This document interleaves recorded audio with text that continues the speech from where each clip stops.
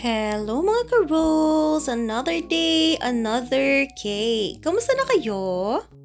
For today's video, gagawa tayo ng dalawang mini cakes. Itong unang cake natin is bento cake 4x2 ang kanyang size, pero nakalagay siya sa size 8 inches na cake board dahil sa mga dedication na pinapalagay ni customer. Talagang na-request ni customer na ipalagay sa cake board ang kanyang bento cake dahil meron itong mga fondant details and prefer niya talaga na ganito lang kaliit ang cake ng kanyang baby boy para sa birthday niya, para daw mahawakan niya ito.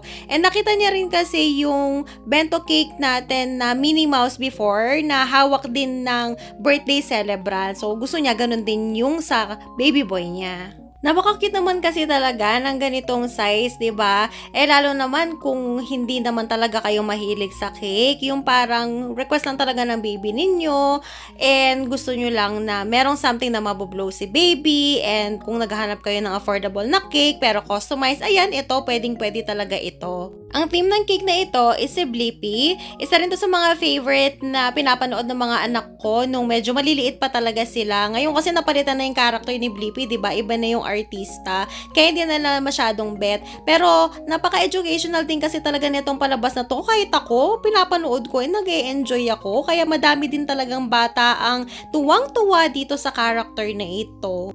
Favorite pa nga na bunso ko nun, yung excavator na kanta ni Blippi. Tapos every time na lumalabas kami, tapos meron siya nakikitang mga truck or excavator sa daan, kinakanta niya yung kanta ni Blippi. Kaya nakakatuwa talaga. Napakalaking impluwensya talaga nito sa mga bata. Anyway, yung color blue na yan, paano natin na-achieve? Peyotraco blue lang yan, dinagdagan lang natin or medyo dinamihan natin. And hinaluan ko lang ng konting violet. Violet, yan. And then, itong orange naman is pinaghalong yellow and red na peyotraco para ma-achieve natin yan. Remember, hindi ako masyadong bumibili ng mga secondary colors na food color. Palaging primary colors lang ang meron ako and pinaghalo-halo ko lang sila para ma-achieve yung kung ano man yung request na color ni customer. And ayan, kung nakikita ninyo yung ibang details like yung buzz, si Blippi, and yung number 2 which is yung HD baby are all printed toppers. And dun sa inspiration na sinan ni customer, truck talaga yan. Pinapalit lang niya ng school bus.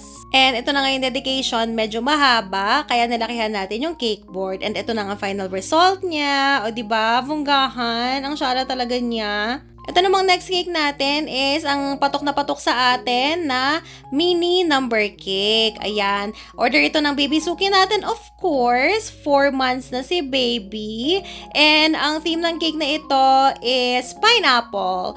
Kasi nga, ang bet talaga ni mother niya is mga fruits every month. So, this month naman is pineapple naman ang bet niya. Hindi siya nagsasend ng mga inspiration sa akin. Basta sinasabi lang niya kung ano yung fruit. And then ako na yung bahala sa design. O, diba? Napakalaki ng tiwala sa atin ni ma. Kaya kahit na maliit lang yung cake is ine-effortan ko talaga. Syempre, no, cake pa rin yan. And pag customize, dapat talaga bunggahan natin. And since napataas natin yung cake na ito, nilagyan ko siya ng lollipop sticks sa magkabilang dulo para siguradong hindi siya babagsak. Parehas pa ng red velvet with cream cheese filling ang flavors ng mga cakes na ito, kaya hindi tayo nahirapan na mag-prepare. At ito na nga, nag-pipe na tayo ng different shades of color yellow sa taas ng cake natin. So, mini rosette na piping tip ang ginamit natin for that. And then, nagdagdag lang ako ng mas maraming peyotraco yellow para mas mapa-vibrant natin ang pagka-yellow niya para naman mag-create ng effect at hindi lang iisa yung color. Ito mga mini number cakes na ito, mabilis ko lang talaga silang natatapos na ma-assemble. Siguro mga 15 to 20 minutes tapos na siya. Not unless syempre kung marami yung colors, ganyan na kailangan i-prepare, dun tayo nagtatagal. Pero normally ganun lang talaga siya. At ayan na nga yung mga pineapple na fondant na nilagay natin, 'di ba? Napakasimple lang. So nag-search lang ako sa Google ng 2D na pineapple na pinakamadaling gawin and at the same time yung magandang tingnan. So yun na yung pinaka cutie patuti na fondant detail ng pineapple na nakita ko. So ginaya ko lang siya. Size 8 pala ang size ng cake board na ito. Ganito yung ginagamit ko kapag walang masyadong dedication na pinapalagay or details. Pero kapag mas maraming details siya, yung size 10 na square na cake board ang ginagamit ko.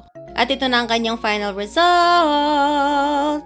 O diba, ang shallow ng cake natin, napakasarap tingnan sa mga mata. And that's it for today. Bye!